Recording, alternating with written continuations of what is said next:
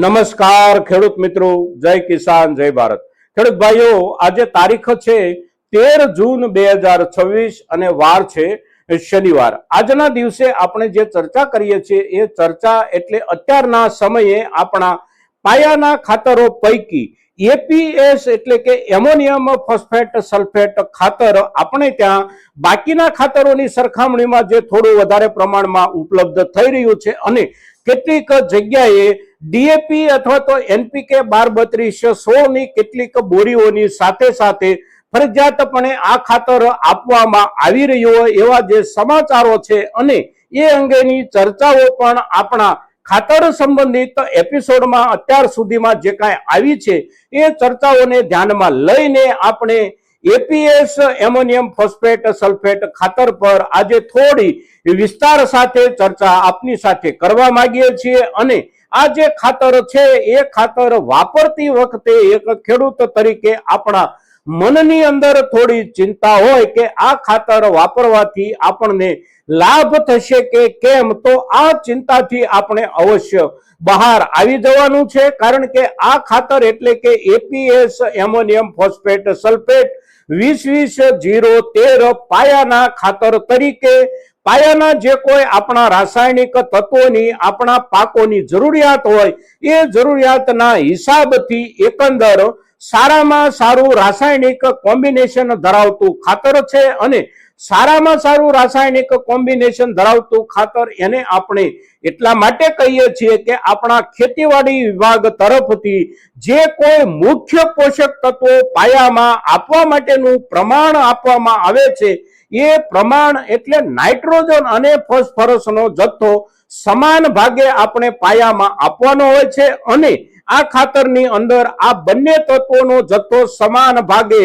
મેળવવામાં આવેલો છે. એટલે કે નાઇટ્રોજન એમાં 20% છે અને ફોસ્ફરસ પણ એમાં 20% છે.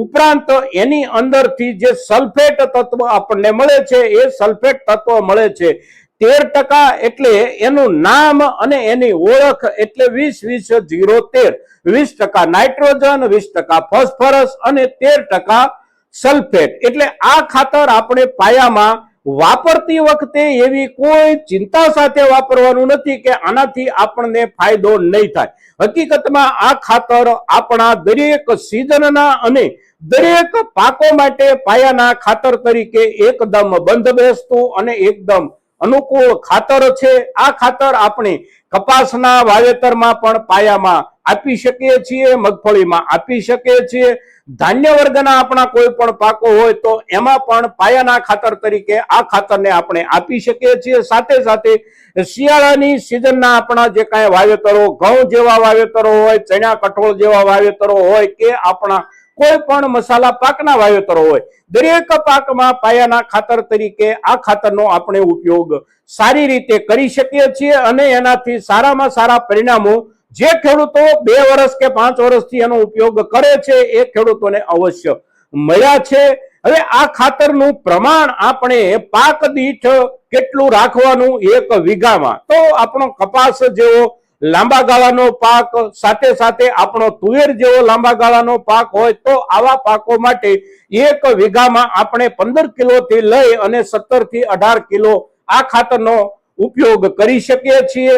સામાન્ય રૂપમાં ટૂંકા ગાળાના જે કોઈ પાકો હોય જેમ કે મગફળી હોય કે આપણા ધાન્ય વર્ગના પાકો હોય તો એ પૈકી મગફળીમાં આપણે 12-14 કે મહત્તમ 15 કિલો એક વીઘામાં પાયામાં આપવાનો આગ્રહ રાખીએ. અને ધાન્ય વર્ગના ટૂંકા ગાળાના જે પાકો આપણા છે એ પાકો એટલે જુવાર હોય, બાજરી હોય કે મકાઈ હોય તો આવા પાકમાં આપણે એક વીઘામાં 10 થી લઈ અને 11 કિલો જેટલું આ ખાતર આપીએ તો અવશ્ય પૂરતું થઈ રહે છે. હવે આ ખાતરમાં જે 3 તત્વો મળે છે એ 3 તત્વો પૈકીના 2 તત્વો એટલે મુખ્ય પોષક તત્વો છે. મુખ્ય 3 પોષક તત્વો પૈકી આમાંથી આપણને 2 મુખ્ય પોષક તત્વો મળે છે. એક તત્વ એમાં ગેરહાજર છે અને એ ગેરહાજર તત્વ એટલે પોટેશિયમ તત્વ. તો આ ગેરહાજર તત્વોની પૂર્તિ આપણે આ ખાતરની સાથે કરવા માંગતા હોઈએ તો આપણે એમઓપી એટલે કે મ્યુરેટ ઓફ પોટાશ એની સાથે ભેળવી અને પાયામાં આપણે આપી શકીએ છીએ. અને મ્યુરેટ ઓફ પોટાશ આપણે ભેળવવા માંગતા હોઈએ તો એક વીઘામાં આપણે 6 કિલોથી લઈને મહત્તમ 6.5 કે 7 કિલો જેટલું મ્યુરેટ ઓફ પોટાશ જાય એ પ્રમાણે એનો જથ્થો આપણે ભેળવવાનો છે. આ ખાતરનો અત્યારનો જે વેચાણ ભાવ છે એ વેચાણ ભાવ એટલે 50 કિલોની બેગ 2250 રૂપિયામાં આપણી મોટા ભાગની સહકારી સંસ્થાઓના આઉટલેટ ઉપરથી આપણને ઉપલબ્ધ છે. અને કેટલીક જગ્યાએ અત્યારે એવું સાંભળવા મળી રહ્યું છે કે DAP ની 3 થેલી 4 થેલી કે 5 થેલીની સાથે 1 થેલી કે 2 થેલી APS આપવામાં આવે છે ફરજિયાતપણે ખેડૂતોને.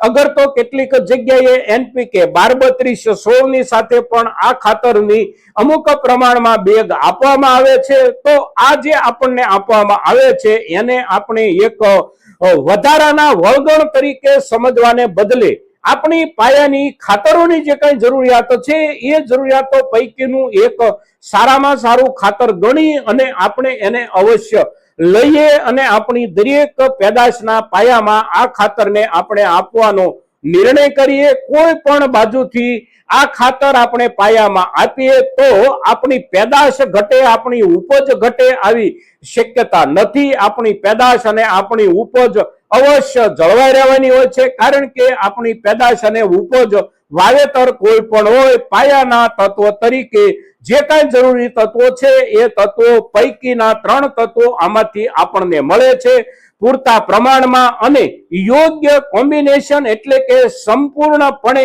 એક વૈજ્ઞાનિક રેશિયો પ્રમાણે જ ઉપલબ્ધ છે. નાઇટ્રોજન અને ફોસ્ફરસ 13% સલ્ફર. તો આ ખાતર વાપરતી વખતે આપણે કોઈ પણ પ્રકારની ચિંતા કર્યા વિના એની સાથે MOP એટલે કે મ્યુરેટ ઓફ પોટાશ ભેળવી અને પાયામાં આપણે વાવવામાં કોઈ પણ પ્રકારની મૂંઝવણ અનુભવવાની નથી. મિત્રો, આજના દિવસે આપણા પાયાના ખાતરો પૈકી APS, એમોનિયમ ફોસ્ફેટ સલ્ફેટ 20-20-013 સંબંધિત જે કાંઈ માહિતી આપ સૌની સામે રજૂ કરીએ છીએ આ માહિતી એટલે આપણા ખેડૂત સમુદાય માટે ખૂબ અગત્યની માહિતી છે. મિત્રો, તો મહત્તમ ખેડૂતો સુધી આજની આપણી આ ચર્ચા પહોંચે એને માટે આપ સૌના પ્રયાસોની અપેક્ષા સાથે જય કિસાન, જય ભારત.